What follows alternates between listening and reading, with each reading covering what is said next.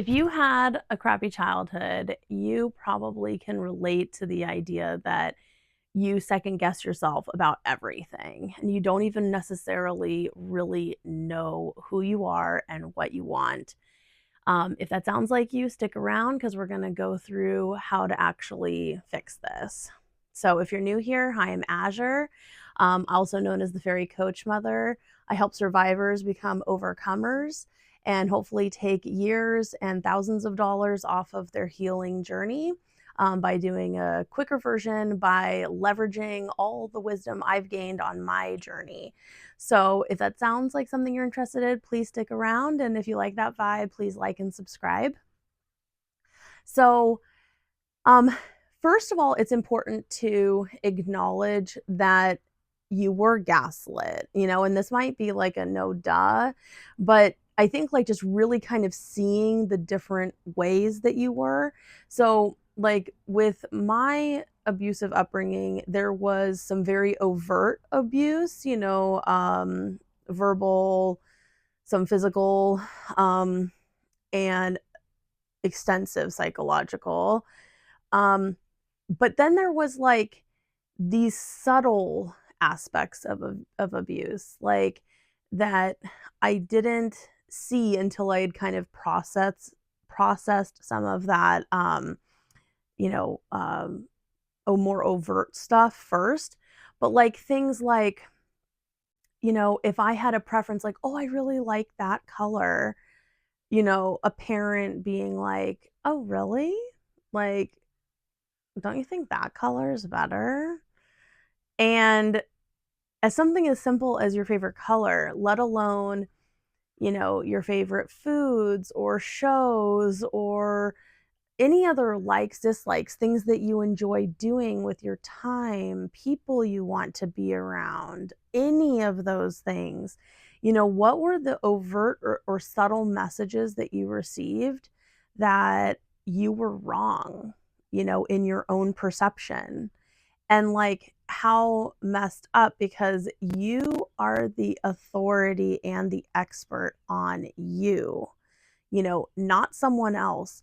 But when you have narcissistic uh, family systems, often, what happens is that, their opinion, they project their opinion onto you, and they see you as an extension of themselves, like as their child, like no different than their arm or their leg. So when you have a different opinion from them, they're like, why are you having a different opinion? You are my arm or my leg. Like, you are an extension of me. You need to think the same thing as I do. Otherwise, you're a bad arm. You're a bad leg, not you are different as a different person and human being. And I respect your difference and your ability to be different and stuff. So I think just acknowledging that and just thinking of like, some examples, to validate, because so much of what we can do because of that pattern is then go like, man, you know, my childhood sucked. But did it really though? Is it just me that feels this way? Like maybe I'm the one that's off. Maybe that's I'm crazy. You know, that's a way of extending that same pattern, like you are gaslighting yourself. So, there's no greater healing power than the power of your fingers and hands. Okay, like write it down. It takes it from your mind to the paper, and it also helps it go from this jumbled mess into something that's like cohesive and organized. Or maybe it is a mess, but it's just on the paper, so it's different. I don't know, it honestly, it was something I found by accident, and it was the most effective healing tool that I have done. So, so do yourself a favor and just take the time to write it down. Open a notes app, get a cheap dollar store, notebook, and just start writing. Okay, so what are some examples? Maybe do like 10 examples, right? Like of situations you remember that, overrode that. Like another one that comes to mind is like when I had birthday parties as a kid, I never got to choose the theme of my birthday party. It was like one of my parents' favorite themes, right? It wasn't my favorite theme. And so it was like this subtle devaluation, and really even more than that, it was like a lack of even acknowledgement of who I was. So I grew up kind of thinking like, instead of thinking like, oh, what am I interested in doing, who am I, what am I interested in, it's like, well, what am I allowed to do, and I'll try to choose my favorite from that list. It's a very different thing. Or feeling like, oh, I want to do this, but I need to get validation, especially from someone in that narcissistic family system, in order to feel like it's okay to do it. So dive through that. And then I think the second step is to see, in what ways are you gaslighting yourself today? Like, bring consciousness to the pattern. I mean, that's really the key to all psychological work and healing work, is like, you have to kind of catch it in the presence. You can analyze it, but the where the rubber meets the road is putting it into practice, like when you find it. So in what ways are you gaslighting yourself today? Like, so think about like, I don't know, the classic, especially among women, is like, do you want to get dinner? Oh yeah, let's get dinner. Well, what do you want? I don't know. What do you want? What do you want? It's like, what do you want? Like, tune into it. Like, and um, you know, we have all this training like to be accommodating, but like, actually, you know, tune in to what you want, and then be brave enough to politely request what you want sometimes. Um, like, I think also seeing, you know, who you are, or like, sometimes we have a clearer idea than we think we do. We just are afraid of being who we actually are, so for me, I've like struggled with this a lot in my life. Is like, who am I? Who do you want me to be? Let me be that, except I'm not a really good version of that. You know, it's like, who am I? But then as I really have been diving into this work, for a number of years now, it's like, actually, who I am at my very core isn't really that different from who I was in junior high school. I've changed a lot since then, but some parts of me are very much the same. And I think, like, at a core, that is who I am, And so she's always been there, and maybe even since before junior high school, right? I mean, there's parts of me that have been there since childhood that are, consistent. So who were you as a child, like, in your most, when you think of the moments where you were felt like the most truly yourself, like, what were you doing? So like, when I was a kid, like a young kid, um, I would we had a lot of trees and stuff on the property, and I would, I don't know, walk and I would talk to the trees. I was very like hippie kind of child, and very in tune spiritually, like, even from like a young kid, and I still am very much like that. Isn't that interesting and not surprising? We are kind of who we are, like, and as I've seen my daughter grow up, I think that too. It's like, we're kind of born how we are, and there's things that shape us for sure, but the core of our soul and our personality is the same.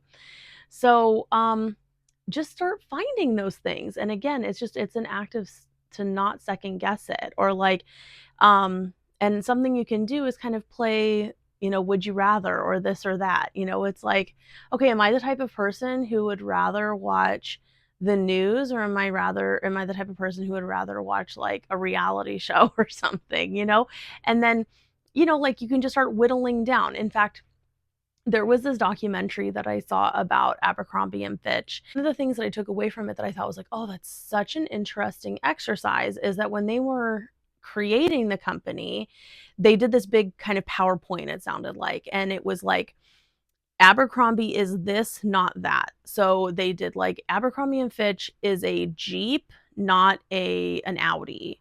Um, Abercrombie and Fitch is a golden retriever, not a poodle. Um, etc. And so it's like, when you're thinking of you, like, just think about those different things, right? It's like, when it comes to who you are, are you like an athlete, or are you someone who is more like cozy or something? Or um you know, if you were a flavor of something, what would it be? Or I don't know, like all those things. Like just start collecting evidence. And then it's like, oh, actually, I do have a clearer understanding of who I am. I just think that I don't. Just start. And again, the power of writing it down. I cannot stress this enough. Just start writing it down. Put it in a note app or in a journal. Please, honestly, do yourself a favor. Like it will save you so much time, honestly, because a lot of, I think, what takes a long time in the healing process is that it's all up here. But when you put it down on paper, it like synthesizes it into something and forces it to like make more sense. So please just take the time and do it. I know that we're in a society where it's like, okay, scroll to the next video, scroll to the next video, but just take a moment and just do it. It just literally takes a few minutes at a time and it can like heal your life. I'm not even kidding. The next thing is to, look for times in your life where you have actually followed your intuition and it worked well, So when I met my husband, for example, I was towards the end of college and I was planning to move home, which, home was not a great place. Um, so I can only imagine what life would have been like. But I basically defied, my dad's wishes and moved in with my now husband and, started a life with him, because I was like, no, I I'm in love and I know this is the guy and I choose this. And it was an act of great defiance. But I knew and I followed that intuition. It was strong enough for me to say no. Um, Another one is like trusting that, like if you know your experience hurt, like childhood should be mostly pleasant or good, right? If it hurt and you were hurt, um, especially in the feeling of on purpose, like by one of the people who is supposed to like love you and protect you, just the feeling of that, trust your feeling. It was valid because you feel like that. Um, and what are some other things? I mean, it could be as simple as like, I had a weird feeling, so I took a different route to work and I avoided a major accident or something like that. There's all kinds of things that that this could take the form in. So, sorry if you're hearing my dog panting. And the point of doing that exercise is really to show evidence that when you followed your intuition, good things happened, or at least bad things didn't. Um, so just gather more evidence around that. And then the last thing is to just really start doing it. Like start practicing who you are and figuring out who you are and trusting your intuition and your perception about things. Like if you get that weird feeling to take a different route to work, take it. Do not second guess it. If you get a weird feeling about someone in the convenience store, just step away, just like follow your intuition. We're the only mammal that overrides that. Other mammals, when they get creeped out by something, they run. But we are like, oh, I don't want to be mean. I don't want to be weird.